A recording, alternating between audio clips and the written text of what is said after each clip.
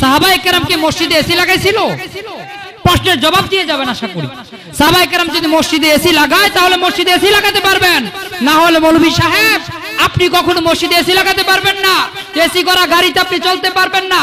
আপনার যে জুব্বা, আপনার যে টুপি, সেই জুব্বা, সেই টুপি, সেই সালোয়ার আপনি যা পরেন তাও কিন্তু সাহাবায়ে কেরাম পরেন নাই। আপনার তাহলে সাহাবায়ে কেরাম যা পড়ছেন তা পড়তে হবে। সাহাবায়ে কেরাম টাইস করা মসজিদে নামাজ পড়েন নাই, আপনি পড়াচ্ছেন। সাহাবায়ে কেরাম ইমামতি করে টাকা পয়সা নেয়নি, আপনি নিচ্ছেন। সুতরাং কথা বলার সময় চিন্তা করে কথা বলতে হবে। আর নবীজির জন্ম আলোচনা নিয়ে সাহাবায়ে কেরাম, আমরা কোরআনের দিকে সরাসরি দেখি আল্লাহ নবীর জন্ম সম্পর্কে, নবীদের জন্ম সম্পর্কে একটা প্রশ্ন আসে যে জন্ম নিয়ে আলোচনা করা কি ইবাদতের মধ্যে পড়ে কিনা? আমার ভাইরা যে প্রশ্ন করছেন, আমি তাদের প্রশ্নের উপর আরেকটা প্রশ্ন করতেছি, নবীদের জন্ম নিয়ে আলোচনা করাটা ইবাদতের মধ্যে পড়ে কিনা সেই বিষয়টা আমরা একটু কোরআনে পাকের মধ্যে দেখি। নবীদের জন্ম বিষয়ে আলোচনা করা সেটা স্বয়ং সুন্নতে ইলাহি, বলেন সুবহানাল্লাহ।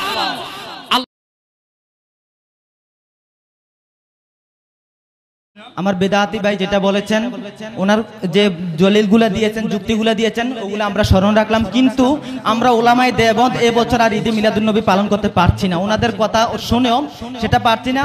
আমরা এই এক বছর শুধু ঈদে মিলাদুন্নবীর উপরে রিসার্চ করে তার পরবর্তী বছর যদি আমাদের সম্ভব হয় ওনাদের সাথে যোগ হব।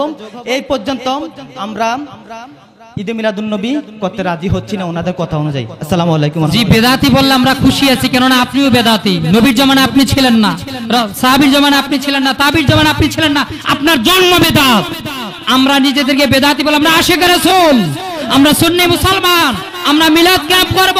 ঈদে মিলাদুন্নবী সাল্লাল্লাহু আলাইহি সাল্লাম উদযাপন করা, থামুন, ঈদে মিলাদুন্নবী সাল্লাল্লাহু আলাইহি সাল্লাম উদযাপন করা নবী প্রেমিকের একটা দাবি, ঠিক কি না বলেন? হয়েছে আমরা আজকে সেই প্রশ্নগুলোর উত্তর যথাযথভাবে আলেমদের থেকে জেনে নেব ইনশাআল্লাহ। তো এখানের মধ্যে আমাদের প্রথম প্রশ্ন হলো যে আমরা যাদেরকে সত্যের মাপকাঠি মানি, অর্থাৎ রাসূল আকরাম সাল্লাল্লাহু তাআলা আলাইহি সাল্লামের সম্মানিত সাহাবী, যাদেরকে সত্যের মাপকাঠি না মানলে ইসলাম সঠিকভাবে মানা যাবে না। তো আজকের যে তথাকথিত জশ্নে জুলুসে ঈদে মিলাদুন্নবী সাল্লাল্লাহু তাআলা আলাইহি সাল্লাম পালন করা হচ্ছে, সেই ঈদে মিলাদুন্নবী সাল্লাল্লাহু আলাইহি সাল্লাম তো কোনো সাহাবী পালন করেন নাই। রাসূল আকরাম সাল্লাল্লাহু আলাইহি সাল্লামের সাহাবী ছিলেন প্রায় 1.25 লক্ষ। তাদের কেউই যদি আজকে এই মিলাদুন্নবী বা এই জশ্নে জুলুসে ঈদে মিলাদুন্নবী পালন না করে, তাহলে আজকে আপনারা কোন হিসাবে বা আপনারা কেন আজকের এই জশ্নে জুলুসে ঈদে মিলাদুন্নবী সাল্লাল্লাহু আলাইহি ওয়াসাল্লাম পালন করতেছেন? একটু জবাব দিবেন দয়া করে কোরআন হাদিসের ভিত্তিতে। আমি আপনার প্রশ্নের জবাব সরাসরি দিচ্ছি, কোনো খুতবা কোনো বিষয় নয়, সরাসরি প্রশ্নের জবাব দিতে চাচ্ছি। এই কথা ওই ব্যক্তি বলতে পারে যে আপনি যে প্রশ্ন করেছেন এই প্রশ্নটি ওই ব্যক্তিই করতে পারে যে ব্যক্তির কোরআন এবং হাদিস সম্পর্কে যার জ্ঞান একেবারে সীমাবদ্ধ, যাকে বলা হয় কুপমণ্ডুক। এই প্রশ্ন কোনো কুপমণ্ডুক ব্যতীত আর কেউ করতে পারে না, কেননা তিনি সিহায়ে সিত্তা তথা কুতুবে সিত্তার যে কিতাব রয়েছে 6টি, সেই কিতাবও যদি তিনি পড়তেন তাহলে এই প্রশ্ন কখনোই করতেন না। কেননা তিরমিজি শরীফের মধ্যে ইমামে তিরমিজি রাহমাতুল্লাহ আলাইহি বাবু মা জাআ ফি মিলাদিন নবী সাল্লাল্লাহু আলাইহি সাল্লাম নামে একটু অধ্যায় কায়েম করেছেন। অধ্যায় কায়েম করে তিনি একথা তার আকীদা হিসেবে প্রকাশ করেছেন যে মিলাদুন নবী পালন করা ইমামে তিরমিজির আকীদা, ঠিক কি না বলেন? তিনি সেখানে একটি হাদিস এনেছেন, কোট করেছেন। তিনি বলছেন এই অধ্যায়ের মধ্যে বাবু মা জা ফি মিলাদিন নবী সাল্লাল্লাহু আলাইহি সাল্লাম অধ্যায়ের মধ্যে তিনি একটি হাদিস এনেছেন। তিনি বলছেন এখানে কাইস ইবনে মারখামা রাদিয়াল্লাহু তাআলা আনহু বলছেন যে আমি রাসূলুল্লাহ সাল্লাল্লাহু আলাইহি সাল্লামের হস্তির বছর জন্মগ্রহণ করেছি। নবী করিম সাল্লাল্লাহু আলাইহি সাল্লাম যেই বছর জন্মগ্রহণ করেছেন, নবী করিম সাল্লাল্লাহু আলাইহি সাল্লাম হস্তির বছরের পরের বছর বা এই বছর জন্মগ্রহণ করেছেন, এমন বর্ণনা রয়েছে। তো তিনি বলছেন যে আমি মারখামা রাদিয়াল্লাহু তাআলা বলছেন যে আমি ও রাসূলুল্লাহ সাল্লাল্লাহু আলাইহি সাল্লাম হস্তির বছর জন্মগ্রহণ করেছি। তিনি বলেন হযরত উসমান ইবনে আফফান রাদিয়াল্লাহু তাআলা আনহু উবাইস ইবনে উসাইম রাদিয়াল্লাহু তাআলা আনহুকে জিজ্ঞাসা করলেন আপনি বড় না রাসূলুল্লাহ সাল্লাল্লাহু আলাইহি ওয়াসাল্লাম বড়? তিনি বললেন ফাকালা রাসূলুল্লাহ সাল্লাল্লাহু আলাইহি ওয়াসাল্লাম আকবারু মিন্নি ওয়া আনা আকদামু মিনহু ফি মিলাদি। বলেন সুবহানাল্লাহ। সাহাবী বলছেন আকবারু মিন্নি, আল্লাহ রাসূল সাল্লাল্লাহু আলাইহি সাল্লামের সাহাবায়ে কেরাম নবী পাক সাল্লাল্লাহু আলাইহি সাল্লামের প্রতি কতটুকু আদব ছিল সেই এই হাদিসের দিকে তাকালে দেখা যায় যে সাহাবী বলেছেন অবশ্যই আল্লাহ রাসূল আকবারু ইসমে তাবদিলের সিগা, অবশ্যই অবশ্যই আল্লাহর রাসূল আমার থেকে অধিক বড়, তবে জন্মের দিক থেকে আমি আকদামু, আনা আকদামু, আমি অগ্রজ, আমি আগে। মিনহু ফি মিলাদি, মিলাদ আজকে যে বলছি আমরা মিলাদুন নবী, মিনহু মিলাদ শব্দটা এসেছে হাদিসে পাকের মধ্যে, যে নবীজির জন্মের দিক থেকে আমি নবীর জন্মে, আমি আমার নবীর জন্মের আগে আমি জন্মগ্রহণ করেছি, আমার নবী আমার পরে জন্মগ্রহণ করেছে। সুবহানাল্লাহ পড়বেন না? তাহলে আমরা হাদিসে পাকের মধ্যে সাহাবায়ে কেরাম নবীজির জন্ম নিয়ে যে আলোচনা করেছেন সেটা পেয়ে গেলাম, ঠিক কি না? তাহলে তিনি যে বললেন, আমাদের প্রতিপক্ষ ভাইয়েরা আমাদের নিকট প্রশ্ন করলেন যে জন্ম নিয়ে সাহাবায়ে কেরাম তো কোনো অনুষ্ঠান করেননি, তো সাহাবায়ে কেরাম তো এখানে নবীজির জন্ম নিয়ে আলোচনা করেছেন। যে এই ব্যাপারে আমি যদি অসংখ্য হাদিস রয়েছে, সাহাবায়ে কেরাম রাসূল আকরাম সাল্লাল্লাহু আলাইহি সাল্লামের মিলাদুন নবী, রাসূল সাল্লাল্লাহু আলাইহি সাল্লামের মিলাদ জন্মদিবস পালন করেছেন। এই ব্যাপারে অসংখ্য হাদিস রয়েছে, তোর মধ্যে আমি একটি প্রসিদ্ধ হাদিস কোট করছি।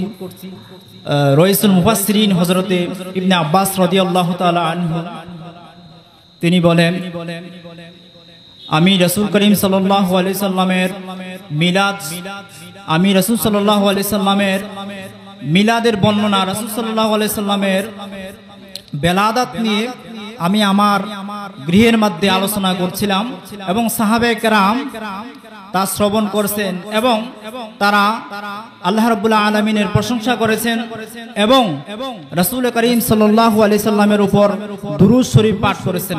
এমত অবস্থায় রাসূল আকরাম সাল্লাল্লাহু আলাইহি সাল্লাম ওই মজলিসের মধ্যে উপস্থিত হলেন এবং রাসূল করিম সাল্লাল্লাহু আলাইহি সাল্লাম খুশি হয়ে বললেন, হাল্লাত লাকুম শাফাআতি, তোমাদের জন্য আমার শাফায়াত, আমার সুপারিশ ওয়াজিব হয়ে গেল। যেরকম সুবহানাল্লাহ। আচ্ছা ঠিক আছে হুজুর, আপনারা যে একটা কথা বললেন যে সাহাবীরা করেছেন বা অন্যান্য অনেক দলিল দিয়েছেন কোরআন এবং হাদিস থেকে অনেকগুলো দলিল দিয়েছেন, কিন্তু আপনারা দেখেন বর্তমানে তথাকথিত যে জুলুস, আপনারা নির্দিষ্ট একটা স্থান হতে কয়েকজন লোক সমবেত হয়ে আবার একটি নির্দিষ্ট স্থান ঘুরে এসে আবার একটা, অর্থাৎ জুলুস বা বাংলায় যাকে র্যালি বলা হয়, আপনারা র্যালি করে এসে মিলাদ কিয়াম করেন, কিন্তু সাহাবীরা তো এভাবে করেন নাই, তাহলে আপনারা এভাবে কেন করতেছেন? জি ধন্যবাদ ভাই, আপনি যদি একটু খেয়াল করেন আমরা এটা কিভাবে করলাম, ওটা কিভাবে করলাম, সেটা কিভাবে করলাম, এতগুলো নিয়ে কথা, সাহাবী করেছেন কিনা, নবী করেছেন কিনা, তাবী করেছে কিনা, আপনি জাস্ট কি স্টেজে বন্ধে দাঁড়াইছেন এমন কোন প্রমাণ আপনি দেখাতে পারবেন আসমানের নিচে জমিনের উপরে যে নবীগণ এমন কোন স্টেজের মধ্যে দাঁড়িয়ে কথা বলেছে, আপনার মতো মাইক হাতে নিয়ে এরকম প্রশ্ন করেছে, এমন কোন প্রমাণ আপনি দেখাতে পারবেন না? তারপর আমি আপনাকে দিচ্ছি প্রমাণ। সাহাবায়ে কেরাম প্রথম প্রমাণ যেটা আমি সেটা দিচ্ছি, হযরত ওমর ফারুক আযম রাদিয়াল্লাহু তাআলা ইসলামের দ্বিতীয় খলিফা, হযরত ওমর ফারুক আযম রাদিয়াল্লাহু তাআলা সর্বপ্রথম যখন ইসলাম গ্রহণ করলেন, নবী পাক সাল্লাল্লাহু আলাইহি সাল্লামের দরবারে আগমন করলেন, ইয়া রাসূলুল্লাহ আমি ইসলাম গ্রহণ করলাম, ইয়া রাসূলুল্লাহ আমরা কি হকের উপর রয়েছি? নবীজি বললেন অবশ্যই আমরা হকের উপর। তো হযরত ওমর বললেন, ইয়া রাসূলুল্লাহ আমরা যদি হকের উপর থাকি তাহলে আমরা ঘরের মধ্যে কেন নামাজ পড়ব, আসুন আমরা কাবার চত্বরে গিয়ে নামাজ পড়ব। সুবহানাল্লাহ। সেদিন হযরত ওমর সহ যতজন সাহাবী তখন পর্যন্ত মুসলমান হয়েছিল সমস্ত সাহাবীরা মিছিল সহকারে কাবার চত্বরে নামাজ পড়ার জন্য বের হয়েছিল একসাথে, বলেন সুবহানাল্লাহ। সেদিন আরবের যেই কাফির মুশরিক ছিল তারা উমরের এই উপস্থিতি দেখে আরববাসীরা কম্পিত হয়েছে যে নবী মুহাম্মদের অনুসারীরা, তাদের মধ্যে একটা জাগরণ চলে এসেছে, তাদের মধ্যে একটা জুলুসের ভাব, একটা মিছিলের ভাব, আনন্দ প্রকাশ, তাদের শক্তি জৌলত প্রকাশিত হয়েছে।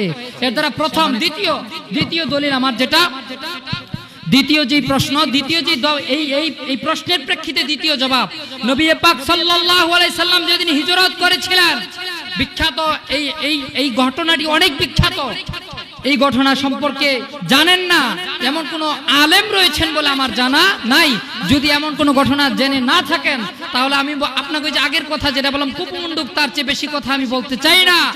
আমি এটাই জানাতে চাই, সেদিন নবী পাক সাল্লাল্লাহু আলাইহি সাল্লাম যখন হিজরত করে গিয়েছিলেন মদিনায় পাকের যত শিশু বাচ্চা ছিল, যার উত্তরে আমরা সন্তুষ্ট হয়েছে।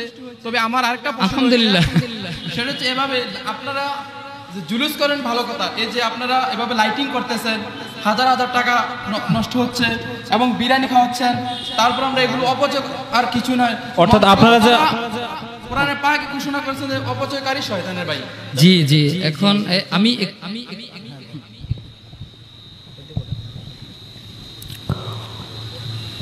আসসালামু আলাইকুম ওয়া রাহমাতুল্লাহি ওয়া বারাকাতুহু। বিপক্ষের বন্ধুগণ অতি শান্ত এবং সুষ্ঠু ভাষায়, সাবলীল ভাষায় আমাদের কাছ থেকে কিছু জানতে চাচ্ছেন, এতে তাদের জন্য কৃতজ্ঞতা জ্ঞাপন করি। আজকে সারা বাংলায় এই বিষয় নিয়ে ইখতিলাফি মাসালা আছে, এটার সমাধান কল্পে যদি এরকম সুন্দরী একটা আয়োজন হয় তাহলে সব জায়গাতে দ্বন্দ্বের নিরসন হইতো, যেরকম ঠিক কিনা? কিন্তু হয়তোবা হিংসার কারণে, হয়তোবা দলাদলির কারণে, ব্যক্তিত্ব ধরে রাখার কারণে এই সিস্টেমটা হয় না, যার কারণে সারা বাংলায় সমাধানটা হয় না। তো আমি আমার ভাইয়ের প্রশ্নটা নিচ্ছি। আমার ভাই বলেছেন যে হুজুর মিলাদুন নবী সাল্লাল্লাহু আলাইহি ওয়াসাল্লাম এইভাবে আপনারা আয়োজন করেন, লাইটিং আছে, তাবাররুক আছে, অনেক কিছু আপনারা করেন যেগুলা পূর্ব জামানায় ছিল না, আপনারা কেন করেন? এটাই প্রশ্ন। এই প্রশ্নটার জবাব আপনাদের জানার দরকার আছে না নাই? কথা বলেন না, আছে না নাই? জবাব দিতে যে আমি প্রথমত বলবো, মিলাদ এটা করার বিষয় না, মিলাদ এটা উদযাপনের বিষয়। জোরে বলেন, কিসের বিষয়? স্মরণের বিষয়, উদযাপনের বিষয়। মিলাদ শব্দটা ওয়ালাদা ইউলিদু উলিদতু ওয়াহিদে মুতাকাল্লিমের সিগা। এর মূল অর্থ হচ্ছে রাসূল পাক সাল্লাল্লাহু আলাইহি সাল্লামের আগমনের কথা অথবা রাসূল পাক সাল্লাল্লাহু আলাইহি সাল্লামের জন্ম বৃত্তান্তগুলো আলোচনা করা। আচ্ছা আপনারা বলেন, নবীজি দুনিয়াতে আসছেন, নবীজি আমাদের মাঝে দিন ধর্ম ইসলামের প্রচার আর প্রসার করে গেছেন। নবীজির কারণে জান্নাত চিনলাম, জাহান্নাম চিনলাম, কোরআন পাইলাম, সব লেবাস সুরুত পাইলাম। তো ওই নবী আরবি সাল্লামের এই কথাগুলো আলোচনা করাই মিলাদের অন্তর্ভুক্ত। আলহামদুলিল্লাহ বলেন। এখন বাইদের প্রশ্ন যে লাইটিং দরকার কি, জারবাতির দরকার কি, তবাররুকের দরকার কি, এগুলা ওনাদের প্রশ্ন। আসলে দরকার এই কারণে, যেহেতু আমি আগেই বলছি মিলাদ এটা অনুসরণের বিষয় না, উদযাপনের বিষয়, স্মরণের বিষয়। যেরকম ঠিক না ঠিক? আর নবীজির সিরাত এটা আমাদের অনুসরণের বিষয়। এখন মিলাদ উদযাপন করতে যাইয়া লাইটিং এর দরকার হয়, উদযাপন করতে যাইয়া জারবাতির প্রয়োজন হয়, উদযাপন করতে যাইয়া তবারুকের দরকার হয়। যেরকম ঠিক না ঠিক? আচ্ছা ঠিক আছে, আপনার কথা শুনতেছি না, একটু বলি। আপনি বললেন মিলাদ করার জন্য, মিলাদ উদযাপন করার জন্য আপনাদেরকে লাইটিং করতে হবে, বিরিয়ানি খেতে হবে বা তাবারক খেতে হবে, আপনাদের অনেক আয়োজন করতে হবে। তো সেই আয়োজন তো আমাদের চেয়ে বা আপনাদের চেয়ে আশা করি সাহাবীগণ বেশি ভালো জানতেন। তো সাহাবীরা আপনাদের চেয়ে বেশি রাসূলকে বেশি ভালোবাসতেন। তো এমন অবস্থায় সাহাবীদের যুগেও কিন্তু এমন ব্যবস্থা করা যেত, কিন্তু সাহাবীরা না করে আপনারা এই যে নতুন নতুন করে কি সুন্দর ঝাঁকজমকপূর্ণ লাইট ব্যবহার করতেছেন বা কি সুন্দর করে বিরিয়ানি খাওয়াচ্ছেন, অনেকে খাওয়াচ্ছেন। তো সেই যে বিরিয়ানি খাওয়াচ্ছেন বা অর্থ অপচয় করতেছেন, লাইটিং করতেছেন, সাহাবীরা তো ইচ্ছা করলে করতে পারতেন, কিন্তু তারা না করে আপনারা কেন করতেছেন? আমার সাহাবীর কাম করেছে, মিলাদ পক্ষে খরচ করে এই সম্পর্কে আপনারা যদি বলতেন তাহলে আমরা অনেক খুশি হতাম। জি ভাইরা আমার, আপনাদের প্রশ্ন এটা যে সাহাবীরা করছে কিনা। যে কোনো শরীয়তের বিধানের ব্যাপারে যদি কতিয়ু সুবুত থাকে, অকাট্য দলিল থাকে, সেই ক্ষেত্রে সাহাবী করলো কিনা, তাবেঈন করলো কিনা, মুতাআখিরিন মুতাকাদ্দিমিন এরা করলো কিনা, এটা দেখার বিষয় না। যে জিনিসটা রাসূলুল্লাহ নিজে করছেন, সে জিনিস কোনো সাহাবী করলেও সই, না করলেও সই, এটাই পালনের বিষয়। যেরকম ঠিক না ঠিক? সহিহ মুসলিমে হাদিস আছে, রাসূল সাল্লাল্লাহু আলাইহি ওয়াসাল্লাম প্রতি সোমবারে রোজা রাখতেন। জোরে বলেন, সোমবারে কি রাখতেন? কথা বলতে হবে, কি রাখতেন? প্রতি সোমবারে রোজা রাখতেন। সাহাবীরা জিজ্ঞাসা করেছেন, ইয়া রাসূলুল্লাহ, ইয়া হাবিবাল্লাহ, আপনি সোমবারে কেন রোজা রাখলেন? আল্লাহ রাসূল বলেন, উলুতু ফিহে, এদিনে আমি নবী জন্মগ্রহণ করেছি, এজন্য আমি আমার মিলাদ উদযাপনের জন্য আমি রোজা রাখি। আলহামদুলিল্লাহ বলেন। তাহলে যেখানে নবীজি নিজে উদযাপন করেছেন, সেখানে হযরতে আবু বকর করলো কিনা, হযরতে ওমর করলো কিনা, হযরতে উসমান জিন নুরাইন করলো কিনা, হযরতে আলী কাররামাল্লাহু ওয়াজহাহু রাদিয়াল্লাহু তাআলা আলাইহিম আজমাইন তারা করলো কিনা, এটা দেখার বিষয় না। তারপরও আপনারা যেহেতু বলছেন, আমরা দলিল আপনাদেরকে দিচ্ছি। দ্বিতীয় প্রশ্নের উত্তর যেটা রয়ে গেছে, লাইটিং এর দরকার কি, ইওর দরকার কি, মূল পয়েন্ট হচ্ছে এটা উদযাপনের বিষয় বিদায় এটা স্বাচ্ছন্দ্যপূর্ণ করার জন্যই আমরা আজকে লাইটিং এর ব্যবস্থা করছি। যেরকম ঠিক না? এখন কই পাইলেন? এটা সরাসরি কোরআনের আয়াত আমি দিচ্ছি আপনাদের। রাসূলুল্লাহর মিলাদ উদযাপনের ক্ষেত্রে আনন্দ করা উল্লাস করা, উল্লাসিত হওয়া, উদ্ভাসিত হওয়া, এটা সরাসরি কোরআনের আয়াত। আলহামদুলিল্লাহ বলবেন না? সূরা ইউনূসে আল্লাহ বলেন, কুল বিফাদলিল্লাহি ওয়া বিরহমাতিহি ফাবিযালিকা ফালইফরাহু হুয়া খায়রুম মিম্মা ইয়াজমাউন। এই ব্যাপারে অসংখ্য তাফসীরের কিতাবে কথা আছে, কিন্তু হানাফি মাযহাবের শ্রেষ্ঠ তাফসীর, শ্রেষ্ঠ মুফাসসির যিনি, ওনার নাম মাহমুদ আলুসি রাহিমাহুল্লাহ, উনি ওনার তাফসীরে রুহুল মাআনিতে এই আয়াতের ব্যাখ্যায়, এই আয়াতের তাফসীরে উনি এভাবে বলছেন যে ফাদলুন শব্দটাকে উনি কোরআন ধরেছেন এবং অবি রহমাতিহি দ্বারা ওয়া মা আরসালনাকা ইল্লা রাহমাতাল লিল আলামিন বলেছেন। তাইলে উনার কথাই উনি তাফসীর করতে যায় লিখেছেন, আল্লাহ যে বলছেন কুল বিফাদলিল্লাহি, ফজল মানে কোরআন, আর অবি রহমাতিহি দ্বারা আমার নবীকে বোঝানো হয়েছে। এইজন্য আল্লাহ তাআলার বাণী, তোমরা যারা কোরআন পাইলা, আমার নবী মুহাম্মদুর রাসূলুল্লাহ সাল্লাল্লাহু আলাইহি সাল্লামকে যারা পাইলা, তোমরা সকলে হুয়া খায়রুম মিম্মা ইয়াজমাউন, তোমরা সকলে এই বিষয় নিয়ে তোমরা উল্লাসিত হও, আনন্দিত হও। ফাল ইয়াফরাহু, এনা আদেশ করা হয়েছে তোমরা সকলে যাতে আনন্দিত হও, সকলে যাতে খুশি উদযাপন করো। আলহামদুলিল্লাহ জোরে বলেন না? এইজন্য খুশি উদযাপন করতে যাই আজকে লাইটিং দরকার, খুশি উদযাপন করতে যাই আজকে স্টেজের দরকার, মানুষ জড়ো হবে, তাদের খাওয়ানোর উদ্দেশ্যে বিরিয়ানির দরকার। এখন ভাইরা আমার, বন্ধুরা আমার, আমরা এটা নবীর উদযাপনের জন্য করি, আমরা অপচয় মনে করি না। মিলাদের পক্ষে বলার কারণে আমরা এটাকে আমল, নেকামল মনে করি, আর নেকামল মনে করতে যে আমরা এটা করি, এটা সদকার সওয়াব হবে। আর দ্বিতীয় কথা হচ্ছে, আমরা অপচয় বলতে আপনারা কি বুঝাইতেছেন? নবীর শানে এত কিছু করবো, এটা অপচয় নয়, বরং নবীর বিরুদ্ধে যারা ইউটিউবে এক একটা সুন্দর সুন্দর ভিডিও বুস্ট করে আজকে মানুষের ঈমান হরণ করছে, আমি মনে করি এটাই সর্বশ্রেষ্ঠ অপচয়। ঠিক না ঠিক? যেন ভাইরা আমার, বন্ধুরা আমার, আমি আমার যতটুকু জানতাম আপনাদের কাছে বলেছি। আমি একটু যুক্ত করতে যাচ্ছি। ভাইরা জানতে চাচ্ছেন লাইটিং কেন করলাম? এই যে লাইটিং করছি না আমরা, আজকে এতদিন যেমন আলোকসজ্জা করে রেখেছি, পতাকা লাগাইলাম, গাড়ি নিলাম, নাতে রাসূল পড়লাম, কোরআনে পাক তেলাওয়াত করলাম। দেখেন, খেয়াল করে দেখেন আমরা কি কি করি। আমরা লাইটিং করি, নাতে রাসূল পড়ি, কোরআনে পাকের তেলাওয়াত করি। আমাদের এখানে 24 লক্ষ বার দুরূদ শরীফের খতম হয়, 17 বার কোরআন, 24 বার অথবা 17 বার কোরআনে পাকের খতম হয়। তারপরে আমরা কি করি? এই লাইটিং এর ব্যাপারটা ওনারা যা বারবার যেটা বলছেন, এতগুলো ভালো কাজের মধ্যে ওনারা একটা খুঁত পাইছেন, সেটা হচ্ছে লাইটিং। আমি একটা প্রশ্ন করতে চাই। আপনি বলছেন সাহাবায়ে কেরাম লাইটিং করছেন কিনা? আপনার কাছে আমি প্রশ্ন করছি, সাহাবায়ে কেরাম কি মসজিদে এসি লাগাইছিল? প্রশ্নের জবাব দিয়ে যাবেন আশা করি। সাহাবায়ে কেরাম যদি মসজিদে এসি লাগায়, তাহলে মসজিদে এসি লাগাতে পারবেন, না হলে মৌলভী সাহেব আপনি কখনো মসজিদে এসি লাগাতে পারবেন না, এসি করা গাড়িতে আপনি চলতে পারবেন না। আপনার যে জুব্বা, আপনার যে টুপি, সেই জুব্বা, সেই টুপি, সেই সালোয়ার আপনি যা পরেন, তাও কিন্তু সাহাবায়ে কেরাম পরেন নাই। আপনার তাহলে সাহাবায়ে কেরাম যা পড়ছেন তা পড়তে হবে। সাহাবায়ে কেরাম টাইস করা মসজিদে নামাজ পড়েন নাই, আপনি পড়াচ্ছেন। সাহাবায়ে কেরাম ইমামতি করে টাকা পয়সা নেয়নি, আপনি নিচ্ছেন।